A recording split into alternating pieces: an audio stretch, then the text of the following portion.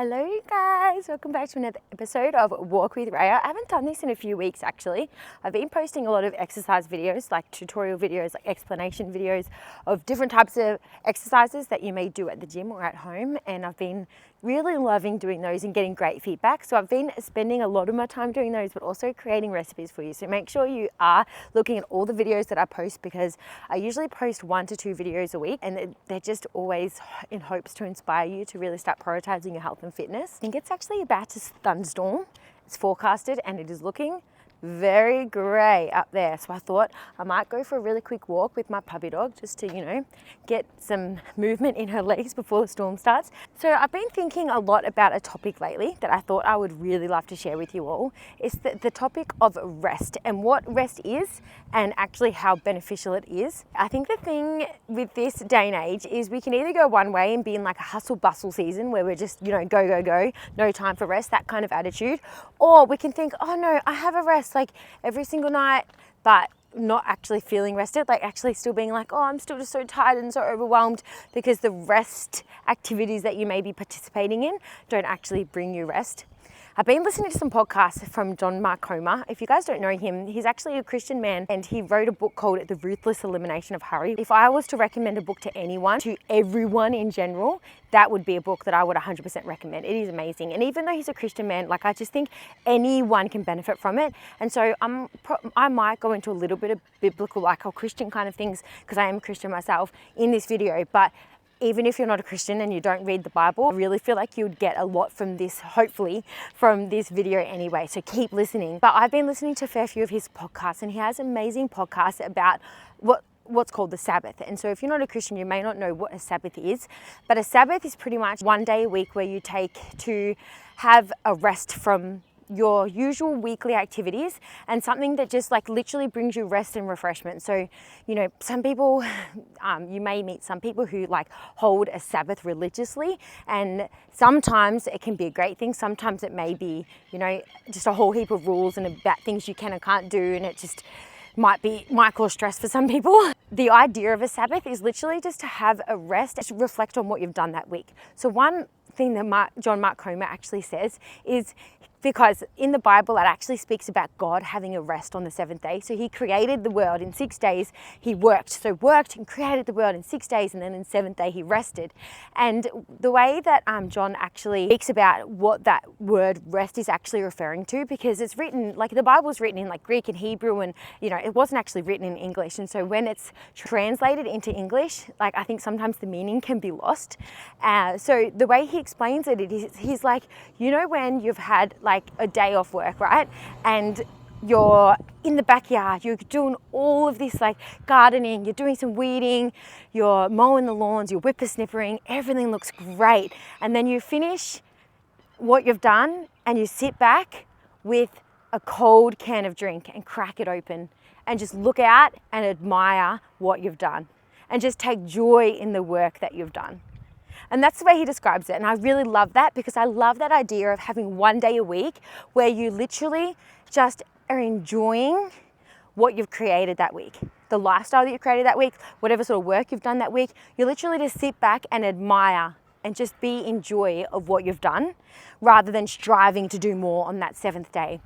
And the reason why I really wanted to talk about it is because one thing that he says, which I think is so cool, he actually speaks about, for those who know me personally, I actually got to know Jesus in the Seventh-day Adventist Church, and they actually hold a pretty religious Sabbath. So they really encourage people to take a rest every single Friday night to Saturday night, so that 24-hour period.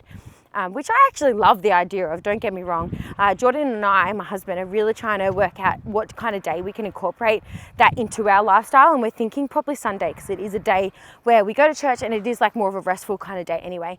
But you can be doing all different types of things on a Sabbath, on a day of rest, and they can still be really restful and refreshing. My perfect Sabbath kind of day would literally be out hiking a mountain. So just slow, with no time in mind, no time pressures at all, with no motive other than just to enjoy nature, enjoy creation, have beautiful conversations with whoever I'm with, and just see the beautiful views. That's my ideal Sabbath kind of restful day.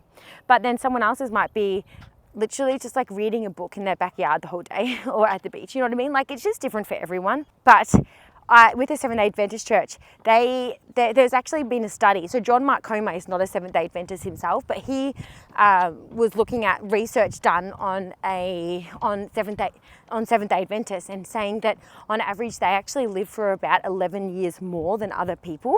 Like, on average, obviously that can just change depending on the individual and everything. But it's really cool because he worked out that 11 years for the average American, because he's American, the average American's lifespan, 11 years ends up being so 1 day a week for someone's entire lifespan. It ends up being 11 years. So it's almost like what he's pretty much saying is that if you take that 1 day of rest every week, then you will end up getting that 1 day back at the end of your life, like to live longer. And although that might not work out the same for everyone, it's just such a cool insight, I guess, into the benefit of rest and the fact that we were created to have rest. Like, we as humans, even though the science is coming out now, that we're created in like a rhythm to like work and have rest, work and have rest, work and have rest. And even if we do decide to go against our body's natural rhythm and we decide, no, we're just going to hustle and bustle 7 days a week, every day, not have that 1 day off, it will end up catching up with you. So either you can choose to have it once a week, or it will catch you. You will have to have a rest. It just may be a forced rest when your body decides it's too overwhelmed and just decides to shut down, and you actually may be bedridden or, I don't know, like get really sick. And so I think it definitely makes sense. Like, I see it in my own life, times where I've just been like hustle bustle with no rest, and it catches up on me. And I'm sure that most of you guys could probably say the exact same thing, that when you don't rest, your body ends up forcing you to rest. And I think it is because we're naturally designed in a rhythm of work and rest. So that gets to the point of my little talk that I want to share with you guys about what actually gives you rest. So I'm not going to give you a list of things that I know for a fact will give you rest, because every single person is different. But I do know that most people's rest of choice may not be that restful. So I know most people's rest of choice would be to sit down every night and watch television for a couple of hours before they go to bed. Usually they still wake up just as exhausted, just as overwhelmed, just as stressed.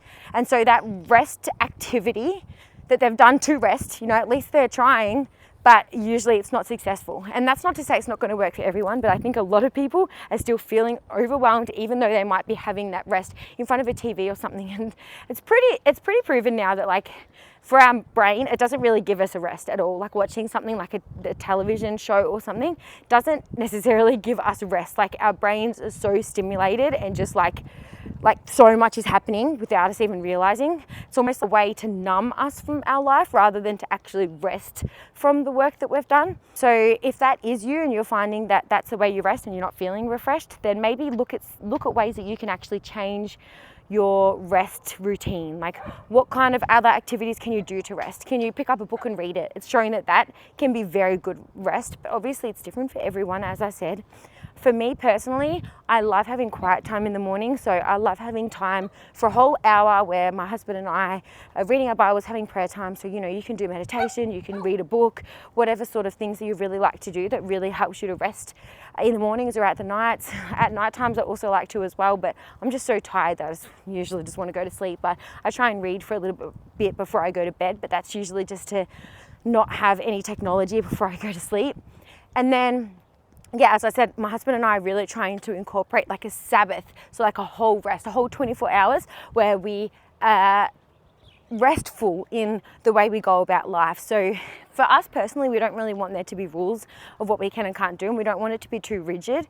We do want to be more flexible with it. And so I'm thinking things like, like not going on your phone, like not working, obviously. So that Jordan and I both work from our phones. So that's actually a pretty hard thing for us to incorporate, is to actually have a day off our phones. But it's so beneficial. So we're doing it. Like, even though it's hard to not want to, answer the phone when you know that it's important with work stuff, no.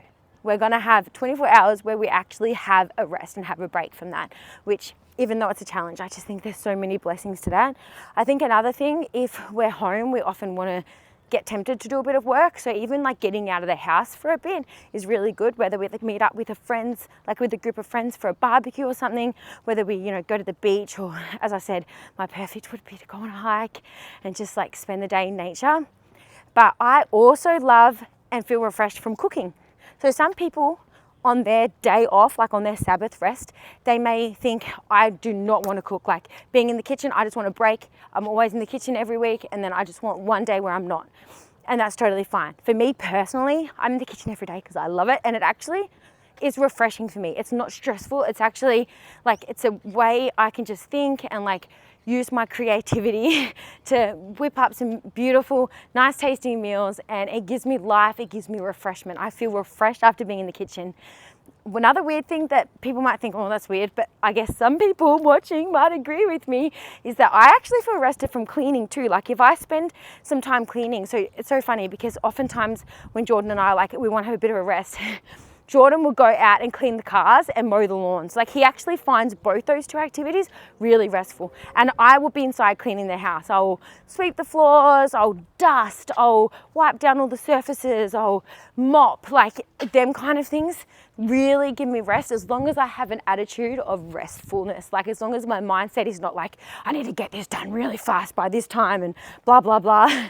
As long as it's just a really restful mindset and like I'm just taking my time, got some beautiful music playing in the background, then I feel really rested from that activity. So my question for you is, what sort of activity or exercise or thing that can you incorporate into your weekly schedule that actually gives you rest and makes you feel refreshed?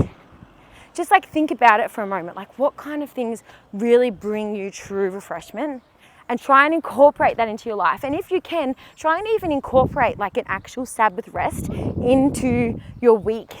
You might even start small. Like I think the thing I love about John Mark Comer is he's like, if you've never had a whole day off before, it can be quite overwhelming to like have a whole day away from, the usual activities that you do. He's like, just start with like a few hours, start small. Just be like, all right, for this afternoon, this Sunday afternoon, I'm going to have 3 hours where I'm just like reading a book outside with the family. We're just all reading books. 3 hours. No phones or anything in that time. And just see how you go and see how, I think like the more we do them kinds of things and participate in those kind of activities and changing our mindset day by day, I really feel like naturally you'll want it to end up being longer. So instead of it being like a burden, like, oh, I have to have a whole day away from whatever this week, it'll end up being a blessing and it'll end up being something that you really, really look forward to. One other tip that I want to leave you with is something that John Mark Comer actually says a lot. By the way, go listen to his podcast. This is the John Mark Comer teachings. And then he also has so many books, like YouTube him, Spotify him, whatever, Apple Podcasts. But he's just so insightful, and he has like so much information on a Sabbath rest, which is really cool insights.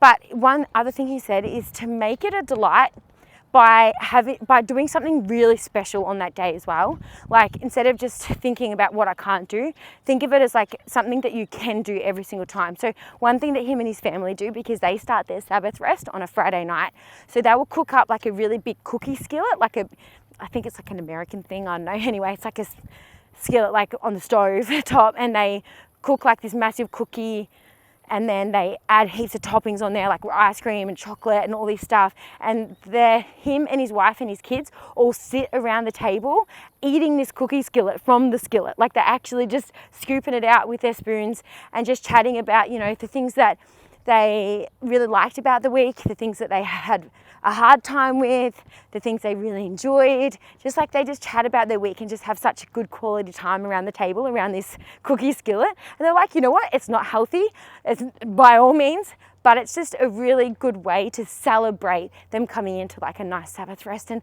I just really admire that. I'm like, man, that's so beautiful that that's something that they can really look forward to every single Friday. And then they just spend the day like, relaxing, being away from technology, reading books, playing games, going for walks, just doing really beautiful, nice things as a family. So I think it's kind of ticking 2 boxes off at once. It's giving you rest, and it's also having that really good uninterrupted quality time with your family too.